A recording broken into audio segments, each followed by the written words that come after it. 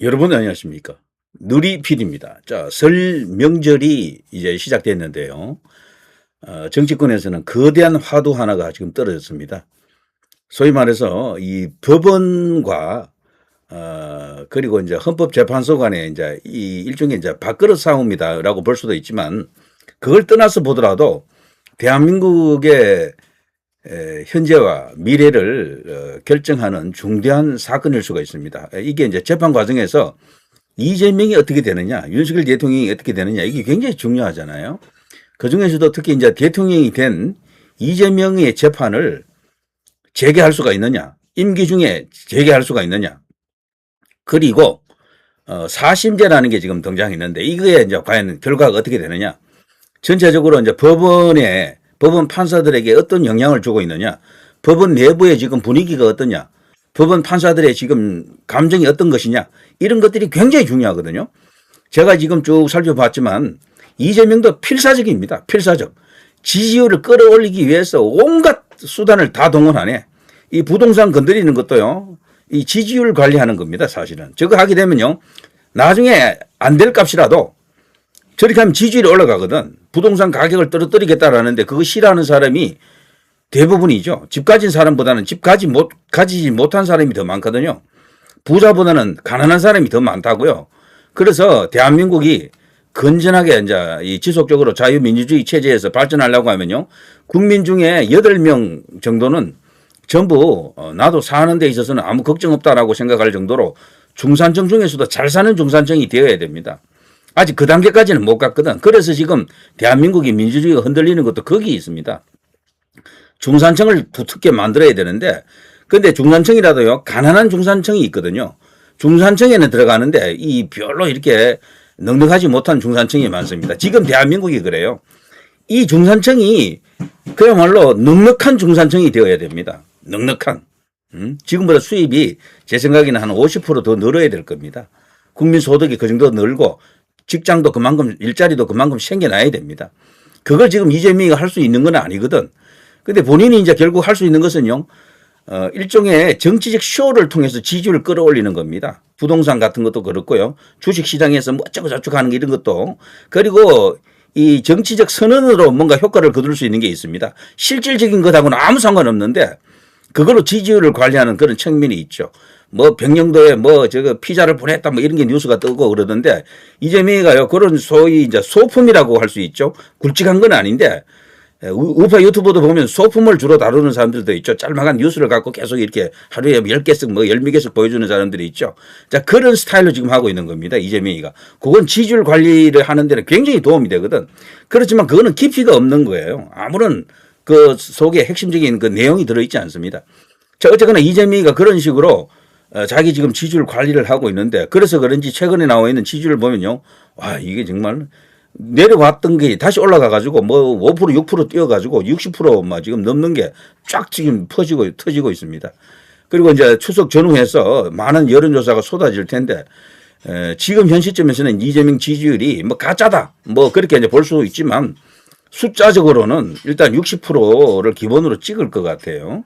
그리고 이제 국민의힘하고 민주당 지지율은 그것보다 많이 낮고, 이재명은 60 정도에 세팅하고요, 민주당은 40 정도에, 국민의힘은 20에서 25 정도의 세팅을 할 겁니다. 이게 이런 식으로 쫙 나온다고요.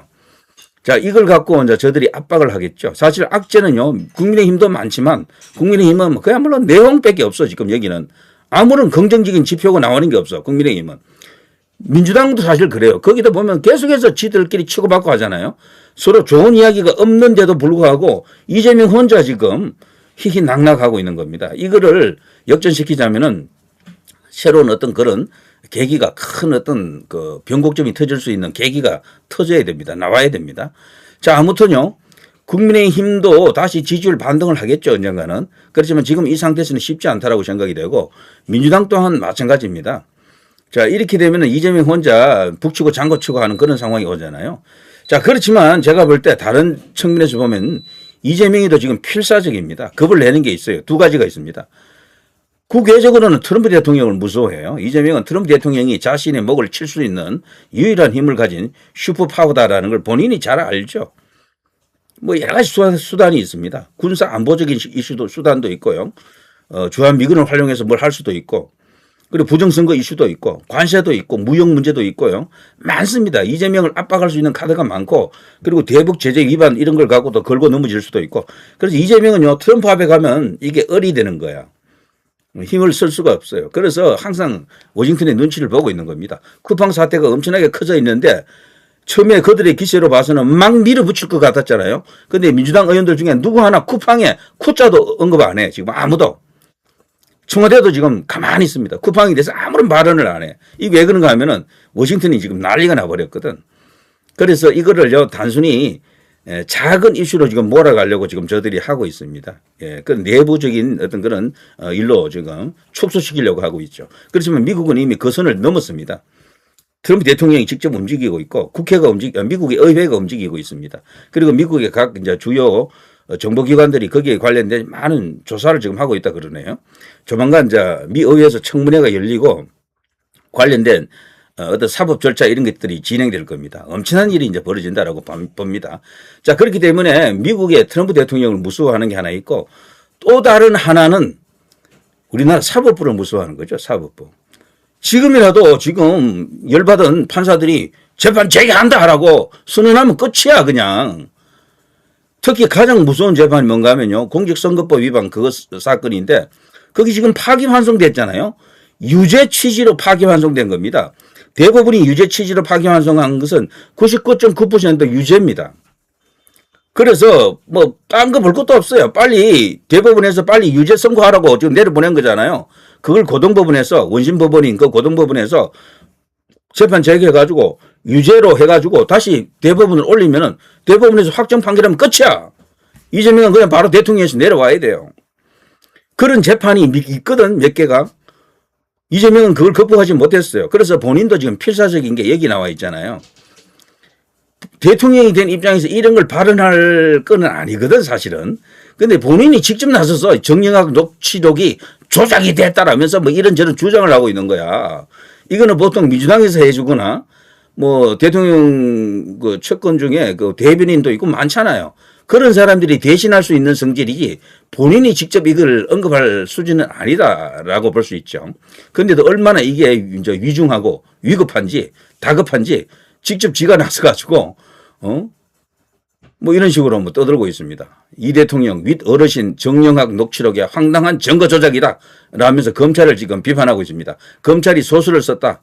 자기 하나를 죽이기 위해서 일종의 그 없는 사실을 꾸며서 만들었다라는 주장을 지금 하고 있는 겁니다. 과거에도 했던 주장입니다만 이런 일을 직접 나서서 해야 될 정도로 본인도 다급한 거야 결국. 그러니까 그럼 이게 뭡니까? 예, 결국 이재명의 약점은요.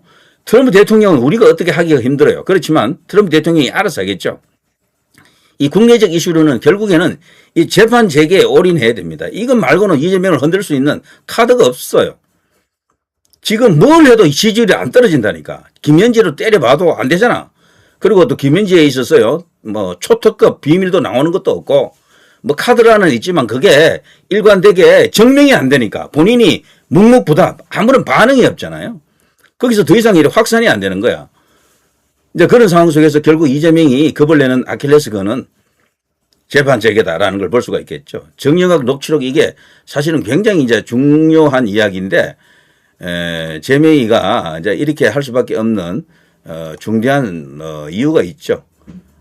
이거를 이제 만일에 국민의힘에서 어느 정도 해낸다 그러면은 앞으로 상당한 어떤 좋은 어떤 현상이 터집니다.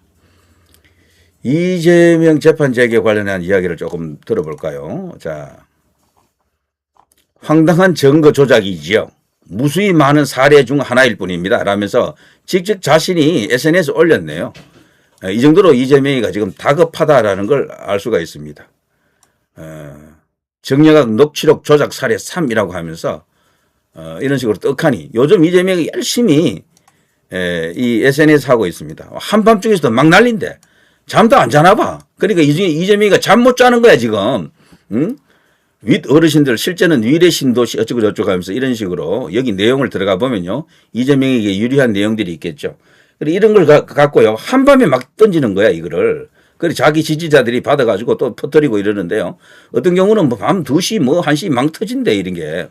그러니까 이재명이가 이게 얼마나 자기 나름으로 지금 신경 쓰이는 대목인지 알 수가 있는 겁니다. 그러니까 여기서 승부를 봐야 된다라고 생각이 되고. 자, 그런데요. 지금 국회 혹은 사법부 지금 돌아가는 상황 보십시오. 지금 그야말로 큰 이슈가 지금 터졌습니다. 조희대 대법원장이 사심제를 공개 반대하고 있습니다. 민주당이 지금 소위 헌법 소원이라는 것을 통해서 사심제를 만들고 있잖아요. 대법원에서 확정 판결한 것을 다시 헌법재판소로 끌고 갈 수 있도록 해놓는 거거든. 이거를 지금 입법화하고 있는데 지금 법사위 통과했잖아요. 여기에 대해서 조희대 대법원장은 물론이고 법원 전체가 이거 반대하고 있습니다. 대부분 물론 찬성하는 판사들도 있어요. 좌빨 판사들이 있습니다. 국민의 엄청난 피해가 간다라면서 이례적으로 격앙된 모습을 보이고 있습니다. 아주 강한 표현이에요. 조희대로서는. 그래서 이 재판 소원이라는 것 그리고 법 왜곡죄라는 게 있습니다. 판사가 판결을 했는데 자기들 마음에 안 들면 판사를 걸 수 있는 겁니다. 판사를 탄핵하거나 판사를 사법부 판사를 다시 이 기소할 수 있는 그런 법입니다. 이게 무서운 법이야. 이게 완전 그야말로 입법 독재, 민주 독재라고 할 수 있겠죠. 소위 이제 프롤레타리아 독재가 가장 무섭다 그럽니다. 그런 식으로 좌파 독재가 지금 이런 식으로 실현되는 것이다. 이거는 국민들에게 큰 피해가 가는 문제로서 여기 찬성하는 그 판사들은 거의 없을 거예요. 제가 볼 때는 열에 9은 찬성 안 해요. 1명 정도는 찬성하겠지. 근데 그 1명의 찬성하는 비율이라도 굉장히 많은 숫자가 되겠죠. 몇백 명 됩니다. 이제 그들이 그 법원 요소요소에서 박혀가지고 뭔가 압력하고 있다랄까 그런 짓을 하고 있는 거죠. 자, 이런 일들이 있고요. 여기에 대해서 지금 조만간 사법부 전체의 의견이 나올 것 같습니다. 이게 이재명의 재판 재개에 영향을 준다. 그리고 윤석열 대통령의 재판에도 영향을 줄 수가 있겠죠. 씨발 이런 식이면은 좋다 이거야. 나도 법에 따라서 양심에 따라서 판결할 거야. 라고 지기현 판사 같은 경우에 공소 기각, 뭐 무죄 이런 것을 때릴지도 모른다라는 그런 희망이 있는 겁니다. 이런 것 때문에 지금 판사들은요 치욕의 날이다, 치욕스럽다. 이것은 도저히 이제 용납할 수 없다라는 분위기라고 합니다. 법원 내부 전체가 지금 발칵하고 있습니다. 이 법원 행정처를 비롯해서 거기는 기구 자체도 지금 바꾸는 걸로 되어 있잖아요. 그리고 대법원장의 권한을 많이 축소하고요. 그리고 대법관들의 그 위상을 많이 흔들게 됩니다. 뭐 이런저런 여러 가지 어떤 사법부 전체를 집권 여당이 된 민주당의 발밑에다가 이렇게 갖다 놓는 거죠. 이거는 도저히 자존심 센 판사들이 허용할 수가 없는 거죠. 그래서 판사로부터 사법부로부터 거대한 역공이 이제 일어날 것이다라고 보는 시각도 있습니다. 그런데 놀랍게도 헌재가 말이죠. 이례적으로 여기 발빠른 어떤 주장 혹은 어떤 반응을 나타냈습니다. 원래 대법원하고 헌법재판소는 동격이에요. 그리고 국가의전서열은요. 대통령 1, 국회의장 2, 3등이 누군가 하면 대법원장이잖아요. 그 3등이 또 하나 더 있어. 그게 헌법재판소장이야. 둘이 똑같아. 원래는 한껏 낮았거든요. 헌법재판소장이. 헌법재판소가 따졌다고. 왜 우리가 그 대법원 밑에 있느냐고. 우리가 헌법을 만지는데 오히려 더 위에 있는 게 맞다. 그래서 둘 다 동급으로 공동 3위로 인정해 줍니다. 4위는 없고 5위는 바로 국무총리로 넘어가는 거죠. 자, 그런데요. 여기 헌법재판소하고 예전부터 이 대법원하고는 서로 사이가 안 좋아요. 밥그릇 싸움을 한다라고 할까. 그런데 지금 헌법재판소장은 얼마 전까지 대법원장을 했던 인물이잖아요. 대법원장이 아니고 대법관을 역임했던 인물이잖아요. 이 사람이 헌재 소장이 됐거든. 그런데 헌재 소장이 되자 지금 입장이 바뀌는 거야. 사법권 독립 침해한다는 주장은 헌법상 근거가 없다라고 하면서 사심제 이거 해도 관계없다. 재판 소원제도 본질과 현상 혼동하고 있다. 그러니까 대법원에서 지금 자신들 밥그릇 뭐 때문에 뭐 이상한 주장을 하고 있다라는 식으로 지금 헌법재판소가 이런 반응을 나타내고 있습니다. 바로 이 김상환이죠. 이 사람이 지금 헌법재판소장인데 이 사람은 아시다시피 이 대법관을 여기만 인물이거든. 근데 대법원의 입장은 싹 버리고 지금 자기가 지금 헌재 소장이 됐으니까 헌재 입장을 지금 대변하고 있는 겁니다. 이런 식입니다. 이게 지금 우리나라예요. 개판입니다. 그야말로. 자, 이런 거기 때문에 어차피 이제 윤석열 대통령이 이제 던진 거대한 어떤 일종의 프레임이라고 볼 수 있겠죠. 국가, 대한민국 쪽이냐, 반국가, 부정선거 세력이냐, 뭐 이런 어떤 거대한 프레임일 수도 있고, 아무튼 애국가, 반역의 어떤 그 뭘 가름이라고 할까 그런 것을 우리가 지금 판단할 수 있는 거대한 기회가 왔습니다. 자, 어쨌거나 지금 이게 현재 헌법재판소입니다. 그러니 지금 이 김상환이하고 조희대가 서로 대립하고 있다 이렇게 볼 수가 있겠죠. 자, 이럴 때 말이죠. 장동익이 한마디 했습니다. 조희대 대법원장에게 이재명 재판 재개하도록 사법부가 용기를 내라. 결기가 필요하다. 니들은 자존심도 없나? 한번 보여봐. 법원의 판사라고 하면 어떤 존재들입니까? 장동익 본인도 판사 출신입니다만 검사 위에 판사예요. 그야말로 자기 재판에서는 왕이잖아요. 그런 자존심 생 판사들이 민주당 하자는 대로 이렇게 질질 끌려가는 게 맞습니까? 한번 결기를 보여달라. 지금이라도 이재명 재판 재개하라라고 외치고 있습니다.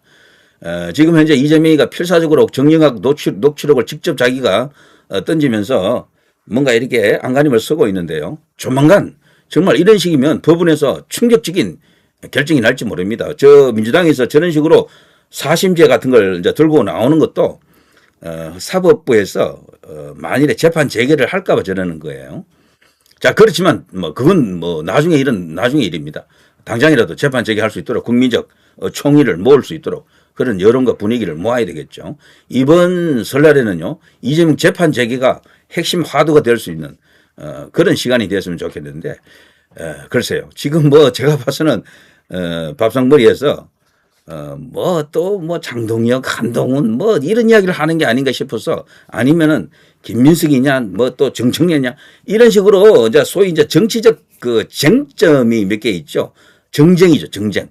그런 이야기로 그냥 지새우는 게 아닌가 싶어서 좀 우려가 됩니다. 그건 사실 큰 의미가 없습니다. 해봐야 결론도 나지 않고 지금 이대로 더 악화되는 겁니다. 오로지 지금 도움이 되는 이슈는 트럼프 대통령 그리고 이재명 재판 재개 이런 것밖에 없어요, 사실은. 자, 그런 쪽으로 뭔가 이렇게 총의가 국민적 여론이 모일 수 있어야 될 텐데 과연 어떨런지. 지금까지 1년 이상 때려봤는데도 변하지 않는 거는 더 안 변합니다. 아무리 해도 더 이상 아무런 그 변화가 없어요. 최근에 지지율 조사를 보니까 장동영 대표가 대구 경북에서 막 떨어지던데 지지율이 한동훈한테도 막 지고 그러던데 그거는 뭔가 의미심장한 게 있습니다. 그러니까 더 이재명을 상대로 제대로 진검승부를 해야 될 겁니다. 지금은 한동훈은 어차피 이제 잘랐으니까 거기는 거론도 안 하는 게 좋아요. 무조건 지금 이재명 다리 붙들고 물고 늘어지는 수밖에 없습니다. 불독이 되어야 한다라는 겁니다. 불독. 그러면서 장동혁 스스로 대선 주자다라는 것을 보여줄 수 있는 어떤 큰 그릇이다라는 것을 보여줄 수 있는 뭐 뭔가 에너지를 보여줘야 됩니다. 에너지와 함께 그리고 미래 청사진 그리고 이런 비전이 있다라는 걸 보여줘야 되는데 그게 이제 이번 그 지방선거가 좋은 기회일 수도 있겠죠. 오시험도 지금 위험하더군요.